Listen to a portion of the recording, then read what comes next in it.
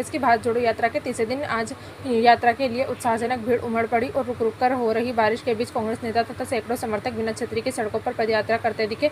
पूर्व कांग्रेस अध्यक्ष राहुल गांधी ने कन्याकुमारी से कश्मीर तक 3500 किलोमीटर दूरी की पदयात्रा शुरू की है। उन्होंने कहा कि यात्रा में शामिल लोगों के पैरों में छाले पड़ गए हैं, लेकिन अभियान जारी रहेगा।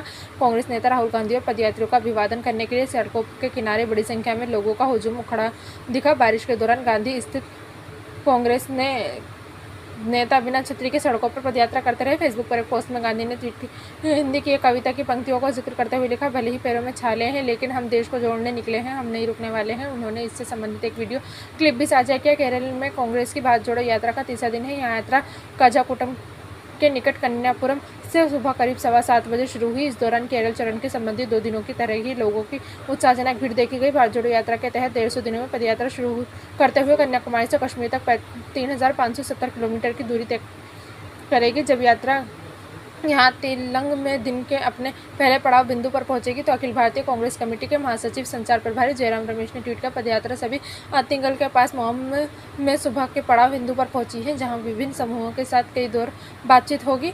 यात्रा 5 बजे फिर से शुरू होगी और शाम को यहाँ कलम्बलम जंक्शन पर समाप्त होगी।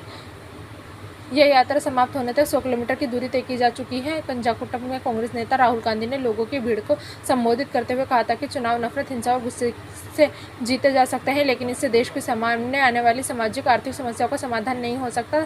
पदयात्रा के आगे बढ़ने के साथ ही लोगों की भीड़ भी बढ़ती जा रही थी। इससे उत्साहित गांधी ने बीजेपी पर हमला करते हुए आरोप लगाया कि भाजपा ने साबित कर दिया है कि नफरत का इस्तेमाल राजनीतिक रूप से चुनाव जीतने के लिए किया जा सकता है, लेकिन इससे रोजगार पैदा नहीं हो सकते। राहुल गांधी केरल की वायनाड लोकसभा सीट से सांसद भी हैं। उन्होंने आरोप लगाया कि भारत में संवाद के लोगों की आवाज़ को खामोश कर दिया गया है, क्योंकि मीडिया भी वही कर रही है। देश की सरकार उससे कहलवाना चाहती है कि सत्तारूढ़ कांग्रेस सरकार द्वारा मीडिया संगठनों के मालिकों पर बनाए गए दबाव के कारण है। गांधी ने ट्वीट किया, भारत का सपना टूटा नहीं, बिखरा नहीं है। उस सपने को साकार करने के लिए हम भारत को एक साथ ला रहे हैं। 100 किलोमीटर की यात्रा हो गई है, हमने अभी शुरुआत की है।